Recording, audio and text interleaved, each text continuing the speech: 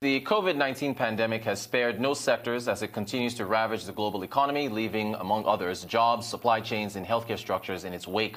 One sector impacted by the pandemic, which we are yet to talk about in Nigeria, is real estate, but we are about to take care of that right now. Joining me to discuss this is two players in the real estate market, Amara Musa, the Chief Operating Officer of Ren Regent, and Damola Akindolire, Managing Director of Mead Properties Limited. Good morning to you both. First of all, I want to put up this chart for our viewers looking at the performance of the real estate with regards to real estate GDP from Q1 2018 through to Q4 2019. Needless to say, real estate is in a recession and it's been struggling. But some players, it looks like some players are still doing well. Amara, let me start with you. Welcome. From your view in the market, how much of a disruption have you seen in terms of number of appointments booked to view properties and closing of sales, if any? Hi, Rotas. Firstly, I want to say that to analyze number of sales against the appointments wouldn't be the correct way to do it in Nigeria. Unfortunately or fortunately, we're more of a cash-based system. Our mortgage system isn't as sophisticated as our international counterparts. That being said, I think the best way to look at it is one of perception. How has the perception been towards the real estate market? Now, what I find happening is a lot of people need a reorientation of what to expect out of the real estate market. People want more value for their money. So what a lot of people in the industry are bound to do is to try to position the client or the potential buyer towards what the value of their money can actually purchase. So you find people with their money and they want a mansion in Banana Island with very limited funds. So one is challenged to actually educate the client on what the value of their money can actually get. I think that's the best way to answer that. All right, thank you so much, Amara. Damola, let me come to you. There's a report that talks about having an online discussion on remote real estate and transacting in property remotely.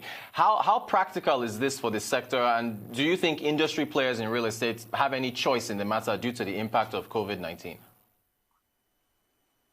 Yeah, thank you for having me. Well, it's the new reality as we see it, because the real estate industry is it's a slow adapter of adoption. We are really slow in adopting technology. So, however, quite a number of players have migrated and they started adopting some measure of remote engagements. This includes virtual tours of real estate assets. We're beginning to see more discussions around a blockchain and how blockchain can enhance real estate transactions. And that would also bring some measure of efficiency. And then we're also seeing the issue of fractional ownership of assets becoming the new reality in the market. So remote engagements would definitely have to take precedence over physical site engagements and physical engagement with the clients. So the element of trust, which is a lacking feature, would have to use technology as a means to enhance that factor so that customers can feel comfortable and secure carrying out real estate transactions. Thank you for that.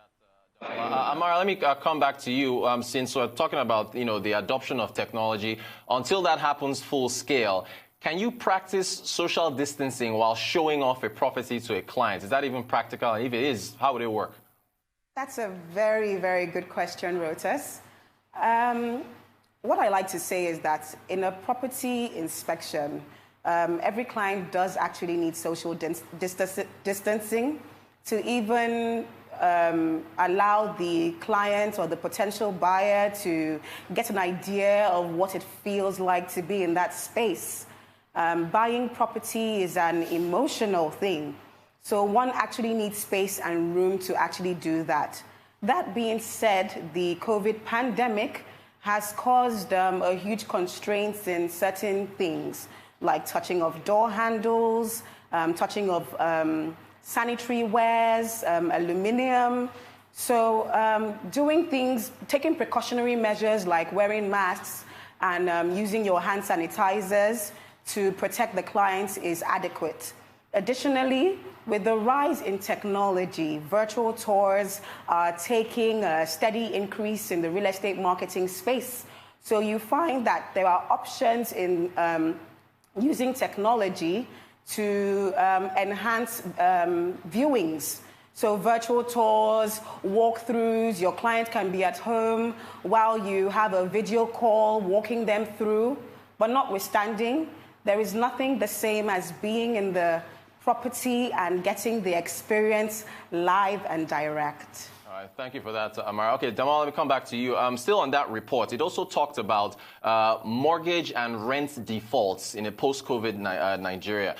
Is there any room for collaboration with insurance companies to create products that protect mortgage and rent payments, at least for a period of time?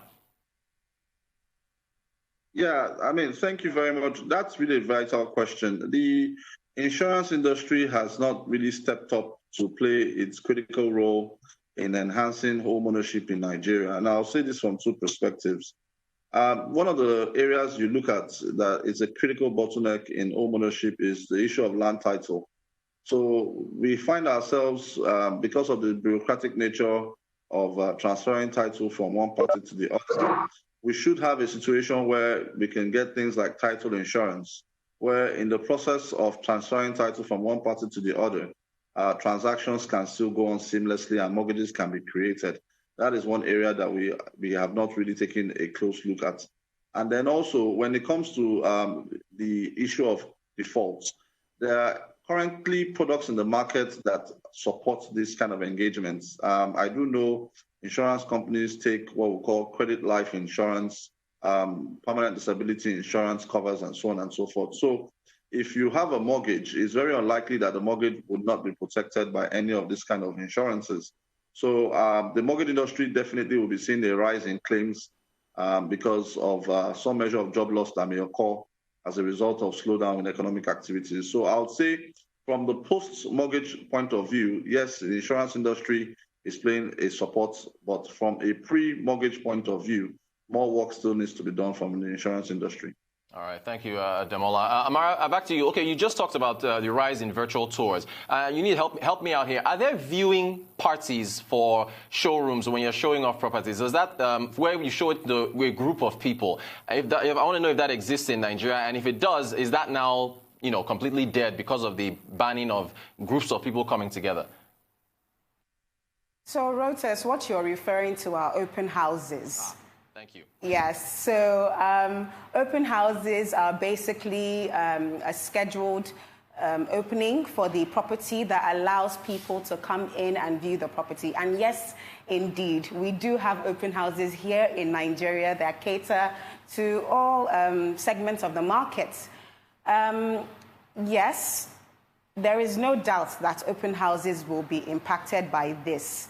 However, there can be ways around it. You can cater to a selected number of individuals who have actually actively engaged in interest in that particular property. Like I said initially, we can use sophisticated softwares available, such as virtual tours, where people can actually navigate. Instagram, Facebook, social media, they are taking the stance in the real estate market, and we can have live sessions. You can see people engaging in live IGs, and that can be applicable to the real estate market as well. So though open houses may be discomforted by the situation, it doesn't exempt the fact that there are many, many, many options for people to partake and enjoy the experience of an open house. All right, thank you. And thank you for correcting me on that term. So open houses, I've learned the term now.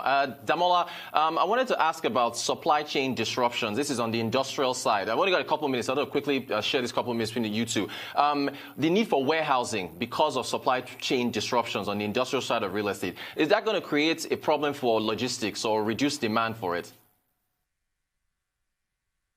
Okay, well, again, the supply chain disruptions definitely will have an impact However, one of the industries we see that would have a bit of would experience a bit of a neutral impact is the logistics and warehousing.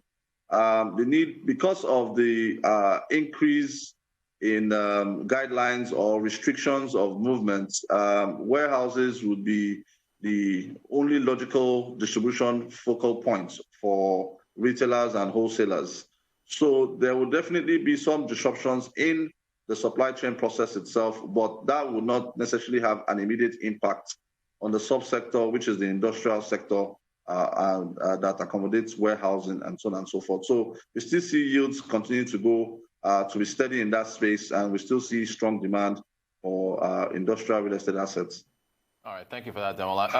Amara, real quick, on the commercial side, co-working spaces, do you see that under threat because of how close people have to sit with regards to the impact of COVID-19? Co-working spaces, will they be impacted? Well, yes and no. Yes, in the sense that everything is impacted by this pandemic, co-working spaces inclusive. However, what I would say is that at this time, co-working spaces will be actively reviewing their business models. So usually a co-working space would usually have a long lease on a property, and they've accounted for that long lease with how many chairs they've been able to use to occupy the space in order to guarantee them income on their investments. Now, what has to happen is that a lot of co-working spaces have to de-densify their spaces such that not as many chairs as before. Does this affect income? Yes. However, it makes it safer. Multinationals at this point will be trying to ease out of their long-term contracts in their tenancy agreements. And they will be looking for more flexible options, which actually makes the concept of co-working very, very interesting at this time. Multinationals will probably want to break up their company into different little space pieces, such that people can be in different locations and closer to home. So I do not think that co-working spaces are doomed, but I do think that a review of their business models is necessary to cater for the new norm. All right, we've run out of time. Wish I could have you guys on for longer, but thank you so much, Amara Musa, the Chief Operating Officer of Ren Regent, and Damola Akindolire, the Managing Director of Alpha Mead Properties. Thank you so much for your insights on the real estate sector and how it's been affected by COVID-19.